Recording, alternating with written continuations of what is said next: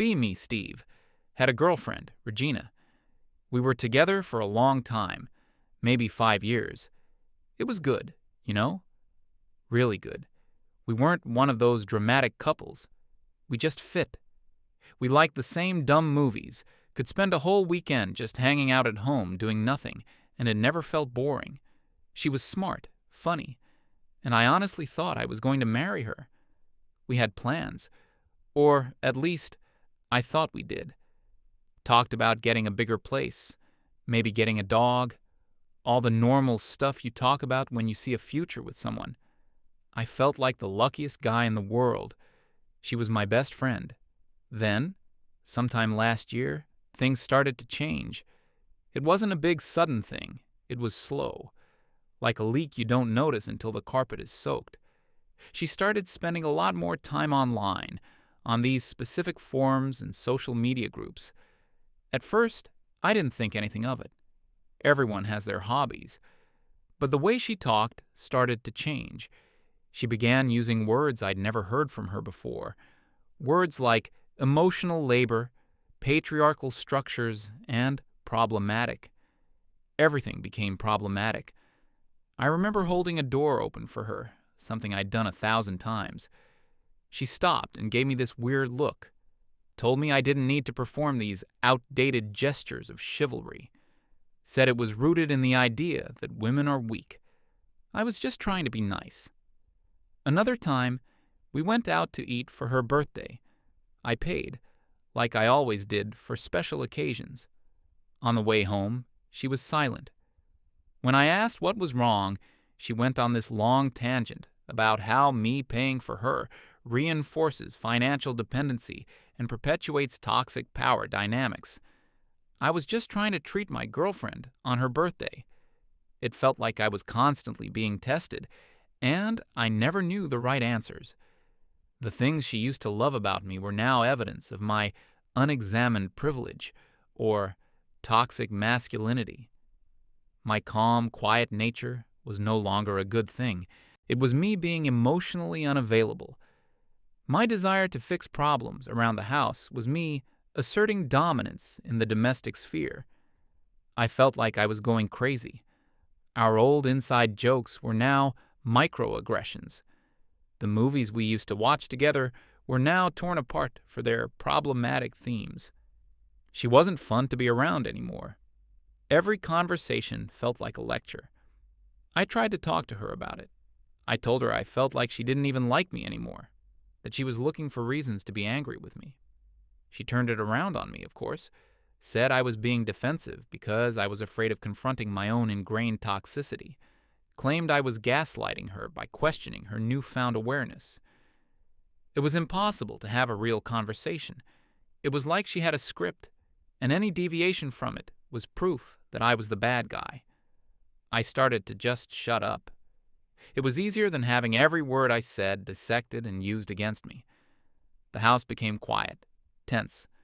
We were living like roommates who secretly hated each other. I missed her, the real her. I kept hoping the old Regina would come back. I thought maybe it was just a phase. I was wrong. It was about to get much, much worse. One evening, a few months into this new reality, she sat me down. She had that look on her face she got when she was about to deliver a verdict. She told me we needed to have a serious talk about the structure of our relationship. My stomach dropped. I thought she was going to break up with me. In a way, what she said was worse. She told me she had been doing a lot of reading and thinking. She had come to the conclusion that monogamy was a patriarchal construct. She said it was designed for the ownership of women, a tool to control their bodies and limit their potential. She said that for us to have an evolved and healthy relationship, we needed to deconstruct these toxic ideas. I just stared at her, having no idea where this was going. Then she said it. She wanted us to be in an open, polyamorous relationship. I was speechless. I think I just sat there blinking for a full minute. I told her no, absolutely not. I told her I believed in commitment, in building a life with one person. That wasn't some toxic idea. It was what I wanted.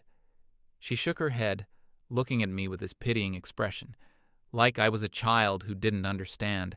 She explained that my reaction was textbook male possessiveness, that my fear was rooted in ego and insecurity. She insisted this wasn't about wanting to be with other people, but about liberating our relationship from oppressive social norms. It was the most insane, detached, academic-sounding breakup speech I'd ever heard. Except she wasn't breaking up with me. She was changing all the rules and framing it as an act of enlightenment. We argued for what felt like hours. Every point I made, she had a prepackaged counter-argument for. My love for her was possessiveness. My desire for loyalty was insecurity. My vision for our future was a monogamous prison. Finally, she laid down the ultimatum. Either I embraced this new, evolved path with her, or I was admitting that I was too unreconstructed to be a partner for a conscious woman like her. Basically, agree to this, or you're a toxic caveman and we're done. I felt trapped. I still loved the woman she used to be. I was terrified of losing her, even this new, cold version of her. A part of me thought, maybe if I just go along with this, she'll see it's a terrible idea and things will go back to normal. It was a stupid hope, born of desperation. So, against every instinct in my body, I agreed. I felt sick to my stomach. The next day, I talked to my best friend. I told him everything. He just listened, his expression getting more and more horrified. When I finished, he was quiet for a moment. Then he just said, "Steve, she's not liberating you. She's giving herself a hall pass to cheat and making you feel like a bad guy if you complain. This is the most messed up thing I've ever heard. You need to leave." I know he was right, but I was a coward. I couldn't do it. I told him I had to at least try. He told me I was an idiot, but that he'd be there for me when it all blew up in my face. I wish I had listened to him. The change was immediate. It felt like a switch had been flipped. Regina, who had been lecturing me about the evils of monogamy, suddenly seemed very excited about her newfound freedom. It took her less than a week. She came home one afternoon and cheerfully announced she had a date that Friday. Just like that. She told me his name, some guy she'd met in one of her online groups. She said he was incredibly aligned with her values and was also ethically non-monogamous. I didn't know what to say. I just nodded. That Friday, I watched her get ready. She put on a dress I loved, did her hair, put on makeup. She looked beautiful, and she was doing it all for someone else. She left, telling me not to wait up. I sat in our apartment, the one we'd built a life in, and I'd never felt more alone. This became the new normal. Regina had a whole new social life that didn't include me. She was always out with this new guy. She'd post pictures of them online, at rallies or art exhibits, with long captions about community and radical connection. She treated our relationship like a home base, and her relationship with him like a permanent vacation. When she was home, she was distant and distracted, always on her phone, smiling at texts that weren't from me. I was demoted. I went from being her partner to being her roommate. The worst part was, I wasn't allowed to be upset about it. One night, she came home very late, smelling like wine and some other guy's cologne. I couldn't help it. I told her it hurt me. She sighed, like I was a whining child. She sat me down and gave me another lecture. Told me I needed to do the work to interrogate my jealousy. She said my feelings were my own responsibility, and that it was unfair of me to put my emotional baggage on her. She made me feel like my pain was a personal failing, so I stopped talking about it. I just swallowed it. I felt myself shutting down, becoming numb. I was a ghost in my own life. Regina had a younger sister, Ava. They were very different. Where Regina was intense and ideological, Ava was calm, down to earth, and kind of goofy. I'd always gotten along with her. She never seemed to buy into Regina's new personality. I remember being at a family dinner with them a while back. Regina was dominating the conversation, talking about her polyamory and how it was a form of feminist praxis. Her parents looked confused and uncomfortable. I was just sitting there, trying to be invisible. I saw Ava looking at me from across the table with this sad, knowing look in her eyes. Later, while Regina was holding court in the living room, Ava found me in the kitchen. She just came up to me and quietly asked, "Hey, are you doing okay?" It was such a simple question, but no one had asked me that in months. My throat got tight. I think she saw the answer in my face. I just said, "It's been rough." She nodded. "What she's doing is not right, Steve. It's not progressive. It's just cruel." Hearing someone else say it, someone who was her own sister, it was like a dam broke inside me. It made me feel like I wasn't crazy. My pain was real. It was valid. After that night, Ava and I started talking more. She would text me every now and then, just to check in. "How's your week going?" "Thinking of you." Little things that meant the world. It was a lifeline. One weekend, Regina was away on a trip with her new boyfriend. A polyamorous retreat, she called it. I was home alone, feeling lower than ever. My phone buzzed. It was Ava. "Regina's out of town, right? You shouldn't be alone. Want to go grab some food?" I almost said no. I didn't want to be a burden, but the thought of sitting in that empty apartment all night was suffocating. So I said yes. We went to a simple diner, and we just talked. For the first time in what felt like a year, I had a real conversation. I didn't have to watch my words. I didn't have to worry about saying something problematic. She listened. I told her everything. How it started, how Regina had changed, how she'd cornered me into this arrangement, how lonely and erased I felt. I didn't realize how much I'd been holding in until it all came pouring out. Ava didn't interrupt. She just listened patiently, her expression full of empathy. When I was done, she reached across the table and put her hand on my arm. She said, "I'm so sorry, Steve. You don't deserve any of this. My sister, she's lost her way. She's so caught up in her ideas that she's forgotten how to treat people with basic kindness." She told me stories from their childhood, how Regina was always looking for a cause, something to make her feel special and superior. How she would get obsessed with something and make it her entire personality, looking down on anyone who didn't join her. It all started to make sense. This wasn't about genuine belief. It was about ego. Being with Ava felt easy. It felt normal. We laughed. We made stupid jokes. I felt like myself again, a version of me I thought was gone forever. We started hanging out more regularly after that. Whenever Regina was busy with her other life, which was most of the time, I'd call Ava. We'd go for walks, watch movies, play board games. It was completely innocent. It was a friendship. But it was the deepest, most supportive friendship I had. She was the only person who saw what I was going through. She was the only one who cared. She never once spoke badly about Regina in a malicious way. She was just sad for her, and sad for me. Her presence in my life was like an anchor in a storm. It was around this time that I realized something important. I wasn't in love with Regina anymore. The woman I loved was gone, and the person who was filling the massive hole she'd left in my life was her sister. I wasn't acting on it.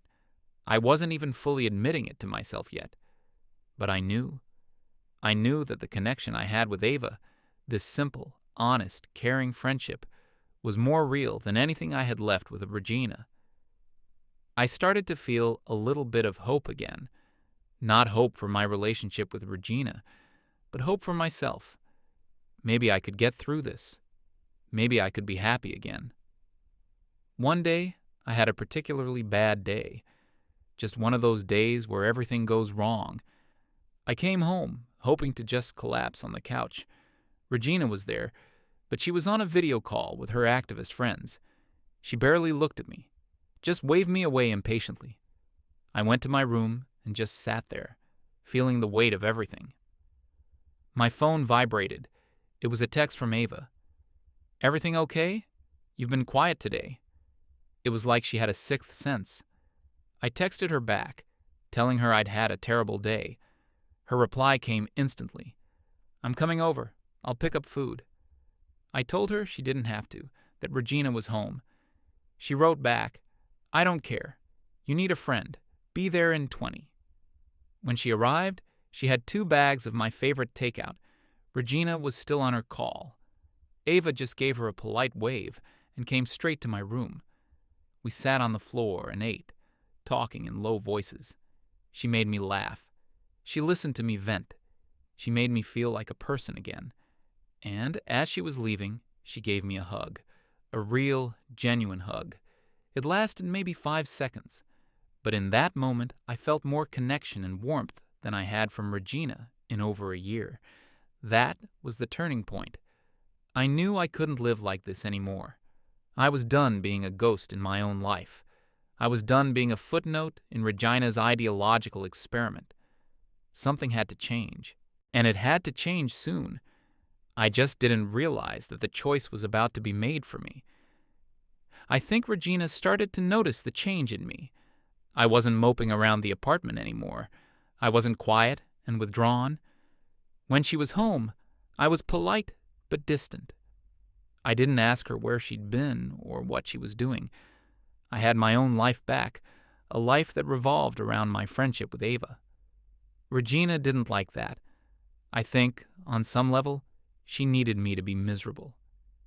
My sadness was proof that I still loved her, that I was waiting for her. My indifference was something she couldn't control. The air in the apartment grew thick with a new kind of tension. It wasn't just my quiet despair anymore. It was her suspicion. She started asking me questions. Where was I going? Who was I with? It was ironic. She wanted complete freedom for herself, but she wanted a full report from me. I just gave her vague answers. Out with friends. Just getting some air. I didn't feel like I owed her an explanation for anything. She was the one who had dissolved the boundaries of our relationship. I was just living in the new world she'd created. The final explosion happened on a Saturday. Regina was supposed to be out all day at some workshop. Ava came over. We were planning to just watch a movie marathon, something dumb and fun. We weren't doing anything wrong. We were sitting on opposite ends of the couch, eating pizza out of the box, and laughing at a terrible action movie from the 90s. It was the most relaxed and happy I had felt in our apartment in over a year. And then the front door opened. It was Regina. Her workshop had ended early. She stopped dead in the doorway, staring at the scene. Me, Ava, pizza, laughing. For a second, nobody moved. The smile on Ava's face faded. I saw a flicker of confusion in Regina's eyes, and then it was replaced by something dark, something I hadn't seen in a very long time. Pure, undiluted jealousy. She didn't say anything to Ava. She just looked at me. Her voice was quiet, but it was shaking with rage. "What is she doing here?" Ava started to get up, looking uncomfortable. "Regina, we were just watching a movie." Regina ignored her completely. Her eyes were locked on me. "I asked you a question, Steve." I stood up. I wasn't going to let her talk to Ava like that. "She's my friend. We're hanging out." She let out this short, sharp laugh. It was a nasty sound. "Your friend?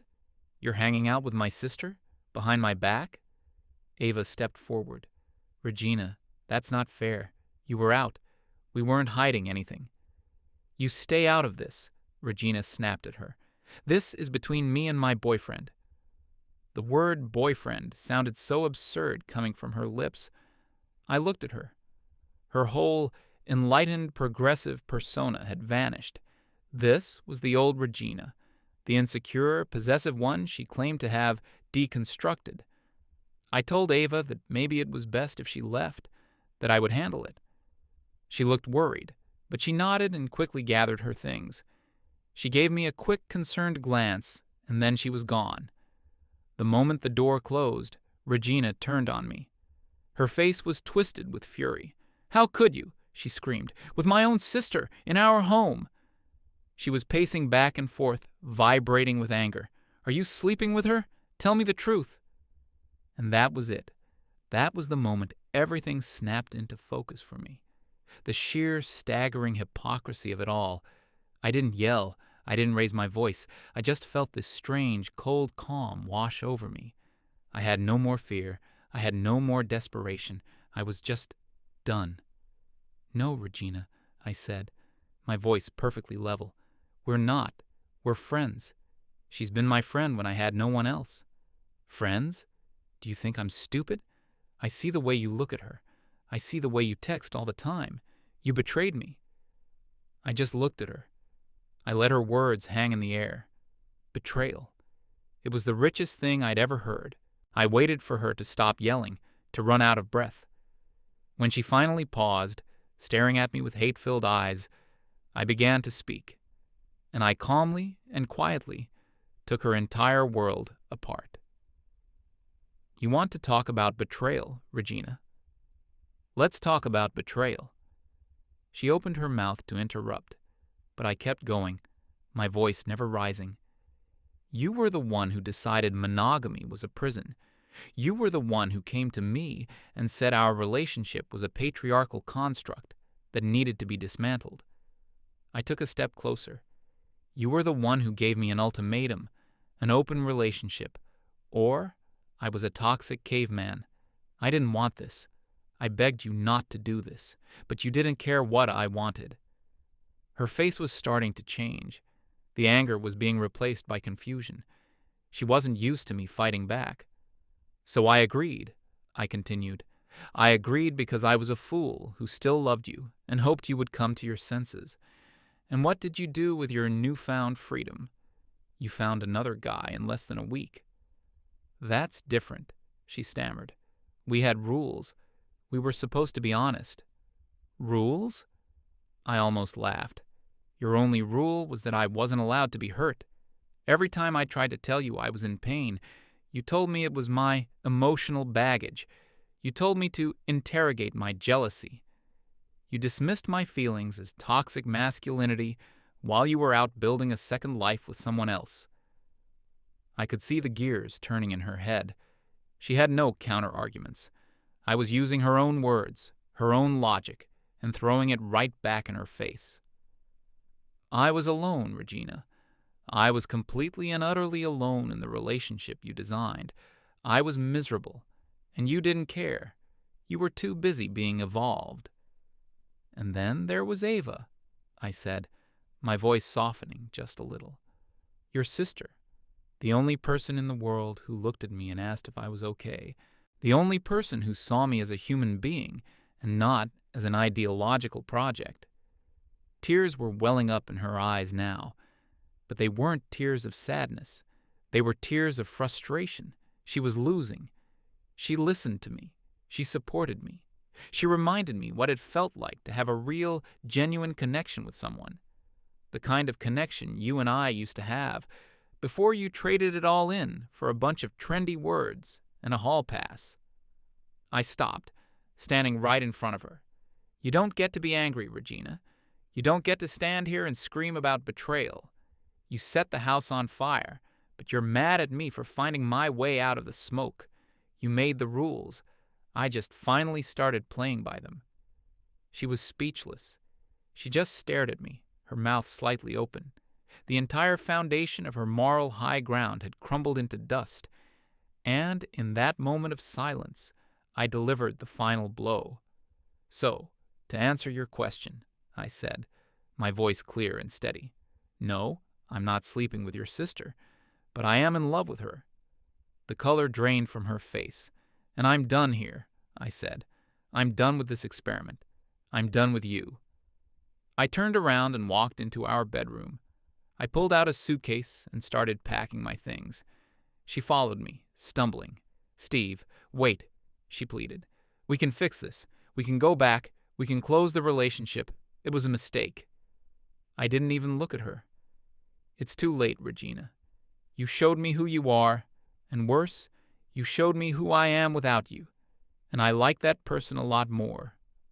I packed my clothes, my books, the few things in that apartment that still felt like they belonged to me. She just stood in the doorway, crying. It was a pathetic sight. All her strength, all her ideological certainty had evaporated.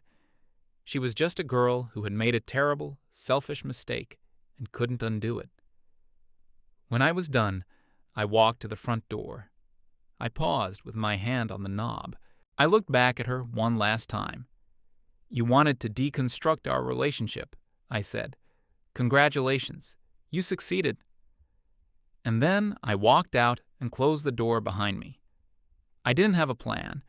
I just got in my car and drove. After a few minutes, I pulled over and called Ava. I told her what happened, that I had left Regina, that I had told her everything.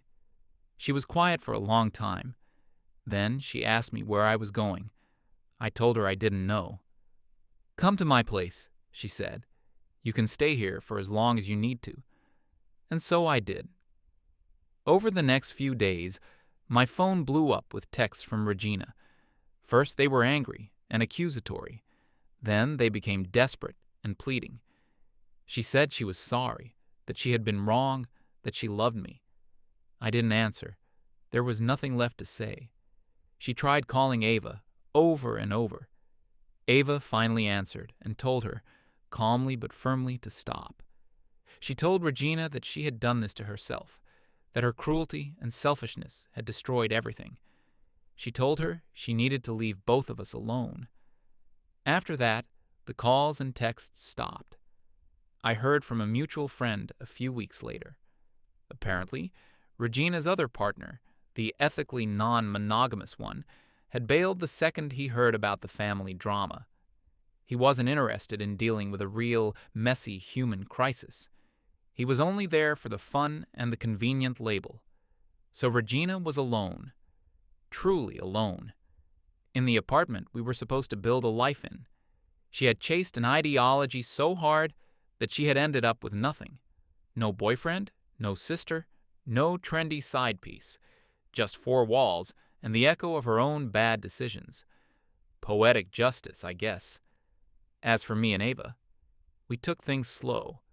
We had to navigate the wreckage that Regina had left behind. But our friendship, the one that had been forged in that terrible time, was strong. It grew into something more.